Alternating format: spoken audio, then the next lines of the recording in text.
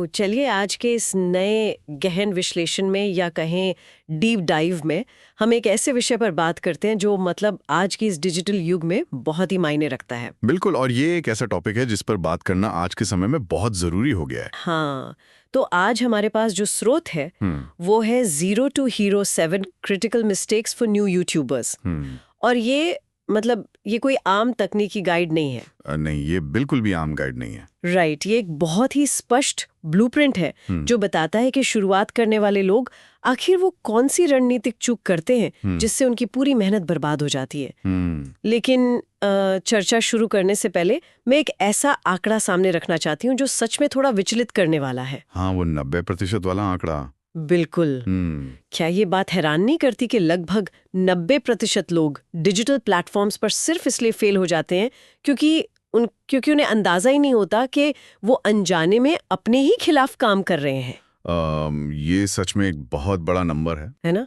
तो हमारा आज का मिशन यही है कि हम उस पूरे 1 साल की बर्बादी को बचा सकें जो लोग अक्सर बिना किसी दिशा के काम करके गंवा देते हैं। यहाँ जो बात मुझे सबसे ज्यादा आकर्षित करती है वो ये है कि जब हम इस 0 to Hero गाइड को देखते हैं तो ये सिर्फ व्यूज लाने की कोई चीट शीट नहीं लगती। हाँ, ये उससे कहीं ज्यादा गहरी है। बिल्कुल।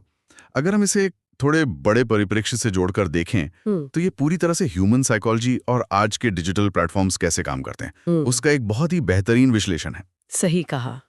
मतलब हम आज 2026 के दौर में हैं। टूल्स बदल गए हैं, एआई आ गया है, तकनीकी तौर पे बहुत कुछ बदल चुका है। लेकिन अगर हम इस स्रोत की गहराई में जाएं तो पता चलता है कि लोगों की बुनियादी गलतियां आज भी वही हैं। ओह, इंसान का ध्यान भटकने के तरीके आज भी बिल्कुल वही हैं। एग्जैक्टली।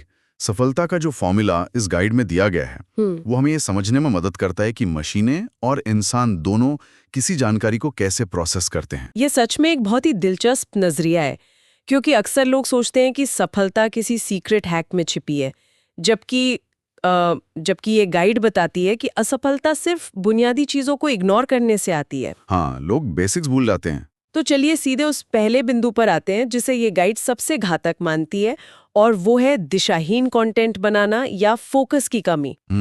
ये सबसे बड़ी गलती है। मतलब नए क्रिएटर्स अक्सर सोचते हैं कि उन्हें जो भी पसंद है वो सब कुछ एक ही जगह पर डाल सकते हैं। आज किसी ने एक मोटिवेशनल वीडियो डाल दिया, कल अचानक से कोई गेमिंग स्ट्रीम कर दी, और परसों अपने वेकेशन का व्लॉग अपलोड कर दिया। हाँ बिल्कुल।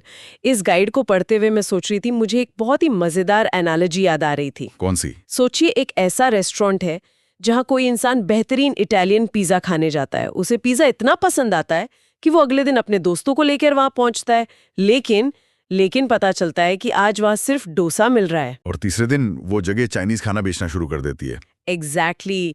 कोई भी इंसान ऐसी जगह पर दोबारा क्यों जाना चाहेगा? ये रेस्टोरेंट वाली एनालॉजी स्थिति को बहुत ही सटीक तरीके से समझाती है। इस तरह के दिशाहीन काम से सिर्फ वो लोग ही कंफ्यूज नहीं होते जो उस कंटेंट को देख रहे हैं, बल्कि एल्गोरिदम भी कंफ्यूज हो जाता है। बिल्कुल। ये प्लेटफॉर्म के पूरे एल्गोरिदम को ही पंगु बना देता है। हमें ये समझना होगा कि कोई भी कंटेंट डिस्कवरी सिस्टम असल में काम कैसे करता है। वो कोई जादुई छड़ी नहीं है। वो तो बस डेटा पर काम करता है, राइट? हाँ, वो एक डेटा संचालित सिस्टम है जो लगातार ये समझने की कोशिश कर रहा है कि कोई विशेष कंटेंट किस तरह के लोगों को पसंद आएगा। जब कोई क्रिएटर रोज अपने विषय बदलता है तो सिस्टम को जो सिग्नल मिलते हैं वे बहुत ही शोरगुल वाले और अस्पष्ट होते हैं। मतलब सिस्टम समझ ही नहीं पाता कि सही ऑडियंस कौन सी है। सही कहा। क्या ये कंटेंट गेमर्स के लिए है या उन लोगों के लिए जो प्रेरणा ढूंढ रहे हैं? इसी वजह से स्रोत का नियम इस पर बहुत सीधा है। एक निश या एक विशेष विषय चुनना कोई विकल्प नहीं है, बल्कि एक अनिवार्यता है। लेकिन यहाँ मैं एक सवाल पूछना चाहती हूँ, क्या शुरुआत में ही किसी एक विषय से बंध जाना, क्या ये एक नए क्रिएटर की रचनात्मकता को खत्म नहीं कर देता? ये एक बहुत ही महत्वपूर्ण सवाल है, क्योंकि कई बार इंसान को खुद ही नहीं पता होता कि वो किस चीज में सबसे अच्छा है। और इसीलिए गाइड सिर्फ नीश चुनने की बात नहीं करती, बल्कि वो एक 30 वीडियो का नियम सामने रखती है। अच्छा, 30 वीडियो का नियम? हाँ, स्रोत साफ तौर पर कहता है कि एक विषय चुनने के बाद बिना भटके उस पर कम से कम 30 वीडियो बनाने चाहिए।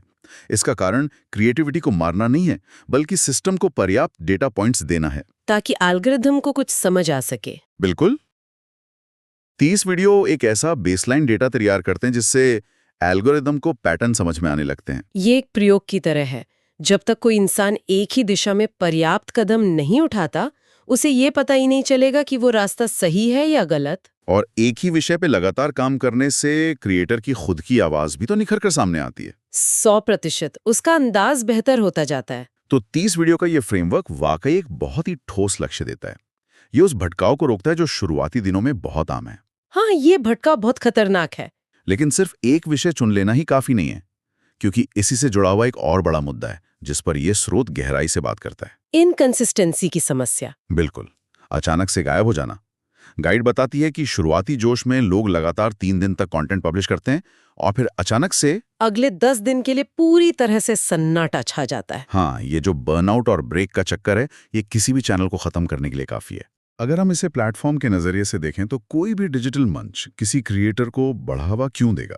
प्लेटफॉर्म्स को ऐसे रिलायबल पार्टनर्स चाहिए जो उनके मंच पर लोगों को बनाए रखें, जो ऑडियंस को वापस ला सकें। एग्जैक्टली। सफलता की असली चाबी इसी निरंतरता में छिपी है।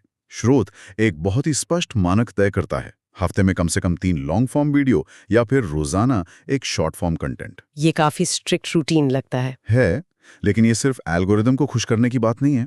जब कोई नियमित रूप से काम करता है तो वो असल में अपने दर्शकों के व्यवहार में एक आदत का निर्माण कर रहा होता है। एक आदत जैसे टीवी शोज के साथ होता था। बिल्कुल, ये एक मनोवैज्ञानिक अनुबंध है। देखने वालों को पता होता है कि उन्हें कब नया कंटेंट मिलने वाला है। बिल्कुल वैसे ही जैसे प्राइम टाइम टेलीविजन के दौर में लोग हर रात 8 बजे अपने पसंदीदा शो का इंतजार किया करते थे। वाओ, ये बहुत अच्छा पॉइंट है। निरंतरता एक तरह का भरोसा है। और जब ये भरोसा टूटता है तो लोग बहुत आसानी से किसी और क्रिएटर की तरफ मुड़ जाते हैं। ये आदत बनाने वाली बात बहुत गहरी है। तो यहाँ तक हमने ये समझ लिया कि एक साफ दिशा होना और लगातार काम करना नींव की तरह है। बिल्कुल, ये तो बेसिक्स है।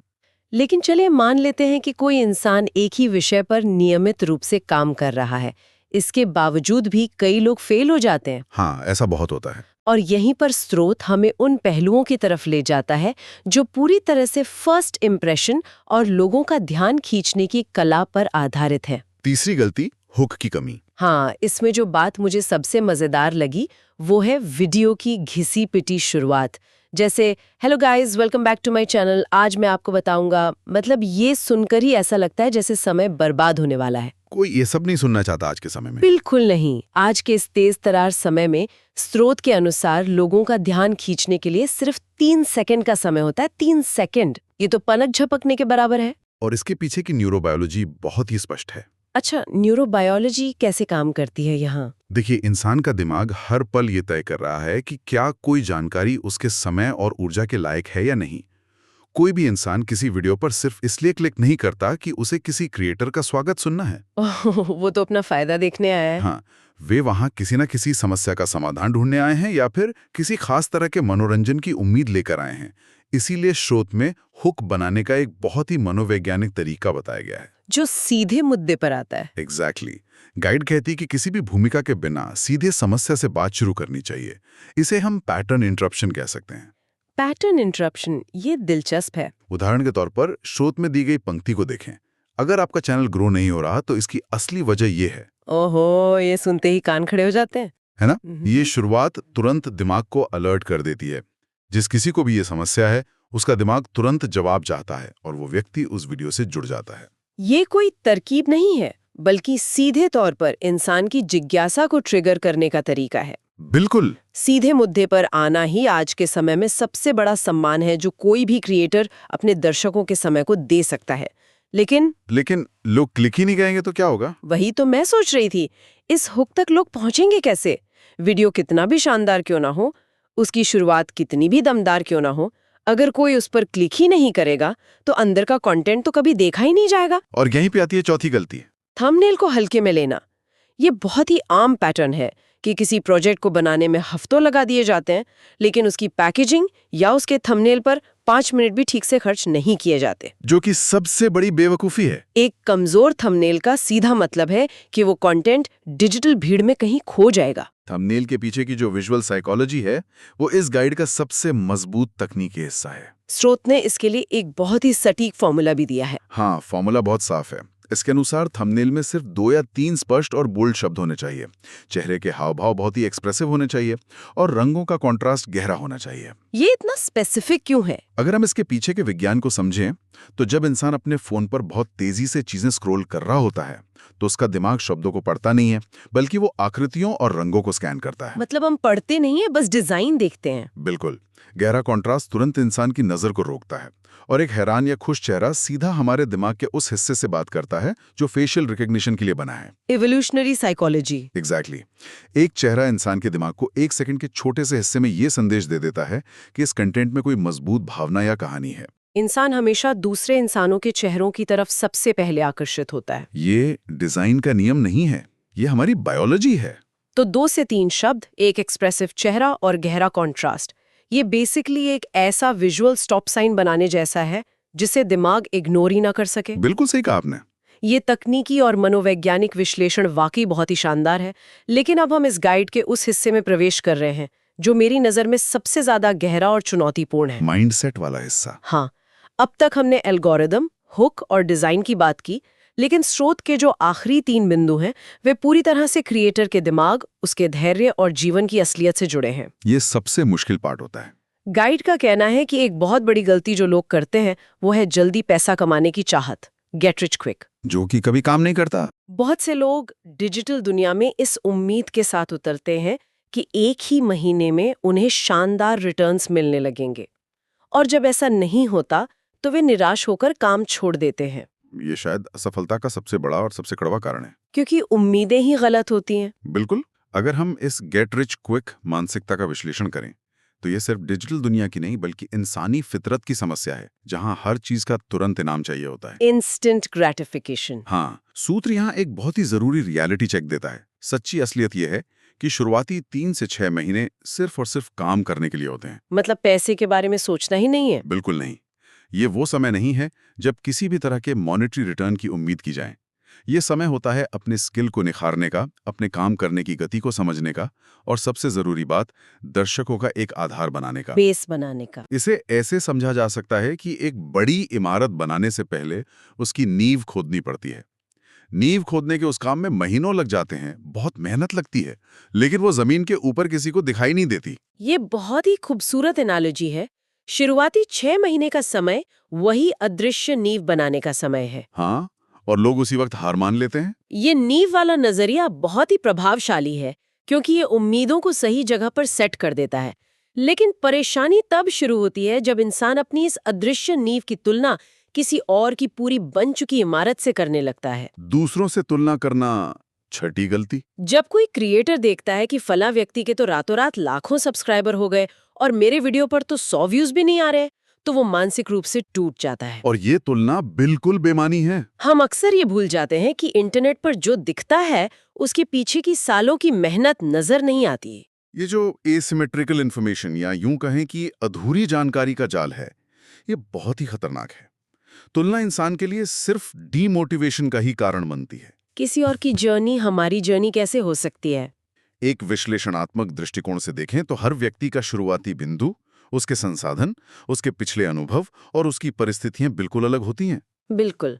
इसलिए गाइड जो सलाह देती है वो बहुत ही शांत और व्यवहारिक है। खुद को अपने बीते हुए कल से बेहतर बनाना है, किसी और से नहीं। Beat your yesterday. एग्जैक्टली। अगर किसी ने कल एक वीडियो बनाया था तो उसका अगला लक्ष्य दुनिया के सबसे बड़े क्रिएटर को हराना नहीं है, बल्कि सिर्फ ये देखना है कि उसका आज का काम कल वाले से 1% भी बेहतर कैसे हो सकता है। क्या आज की आवाज कल से ज्यादा साफ है? हाँ, क्या आज की कहानी कल से ज्यादा कसी हुई है? विकास को मापने का एकमात्र सही, तार्किक और स्वस्थ पैमाना यही है। कल से बेहतर होना ये एक ऐसा विचार है जो उस बेवजह की अंधी दौड़ को खत्म कर देता है जहाँ इंसान सिर्फ दूसरों को देख के भाग रहा है। ये बहुत ही सुकून देने वाला फ्रेमवर्क है। बहुत प्रैक्टिकल भी है। बिल्कुल। और इसी के साथ हम आते हैं इस गाइड की 7वीं और आखिरी गलती पर, जो शायद हम सभी कभी ना कभी करते हैं। बहाने बनाना। हाँ, परफेक्शन के नाम पर चीजों को टालते रहना। लोग अक्सर ये कहते हुए पाए जाते हैं कि उनके पास एक 4K कैमरा नहीं है, कोई प्रोफेशनल स्टूडियो नहीं है या एक महंगा माइक नहीं है, इसलिए वे अभी शुरुआत नहीं कर सकते। वे परफेक्ट टाइम का इंतजार करते हैं। वे सोचते हैं कि जब सब कुछ एकदम परफेक्ट होगा तब वे दुनिया के सामने अपना काम रखेंगे। स्रोत इस पर बहुत ही सख्त और स्पष्ट निष्कर्ष देता है। परफेक्शन का इंतजार करना असल में काम न करने का एक मनोवैज्ञानिक तरीका है। प्रोक्रास्टिनेशन का एक फैंसी नाम है परफेक्शन। बिल्कुल, ये असफलता के डर को छुपाने का एक बहुत ही चालाक जरिया है। अगर किसी के पास ऐसा कंटेंट है जिसमें सच में दम है, जो लोगों की किसी समस्या को सुलझा रहा है, उन्हें हंसा रहा है या उन्हें कोई नई जानकारी दे रहा है, तो गैर उतना मैटर नहीं करता। तो सिर्फ एक साधारण स्मार्टफोन के जरिए भी बहुत बड़ी ग्रोथ पूरी तरह से संभव है। महंगे उपकरणों का बहाना बनाना अब 2026 में बिल्कुल भी काम नहीं करता। आज के फोन कैमरे बहुत पावरफुल हैं। असल में जब संसाधन सीमित होते हैं तो इंसान अपनी रचनात्मकता का सबसे ज्यादा इस्तेमाल करता है। वे सीमित संसाधन ही नए और अनोखे तरीके खोजने पर मजबूर करते हैं। क्रिएटिविटी बढ़ती है इससे। गाइड साफ करती है कि शुरुआत करने के लिए जो कुछ भी जरूरी है वो इस वक्त ज्यादातर लोगों की जेब में मौजूद है। क्वालिटी के नाम पर बहाने बनाना केवल खुद की सफलता को रोकने का एक बहाना है और कुछ नहीं। तो आज हमने इन 7 गलतियों को बहुत ही बारीकी से समझा, चाहे वो एक दिशा में काम करने की बात हो, निरंतरता बनाए रखने की चुनौती हो, लोगों का ध्यान खींचने का विज्ञान हो या फिर अपने खुद के दिमाग को सही जगह पर रखने की कला हो। सारी चीजें आपस में जुड़ी हुई हैं। अगर हम आज के इस पूरे गहन विश्लेषण का सबसे दमदार निष्कर्ष निकालें तो इस जीरो टू हीरो गाइड से जो सबसे बड़ी सीख निकल कर आती है वो ये है कि डिजिटल दुनिया में लंबे समय तक टिकने वाले और सफल होने वाले लोग हमेशा दुनिया के सबसे प्रतिभाशाली या टैलेंटेड लोग नहीं होते। बिल्कुल नहीं। बल्कि ये वो लोग होते हैं जो कभी रुकते नहीं है।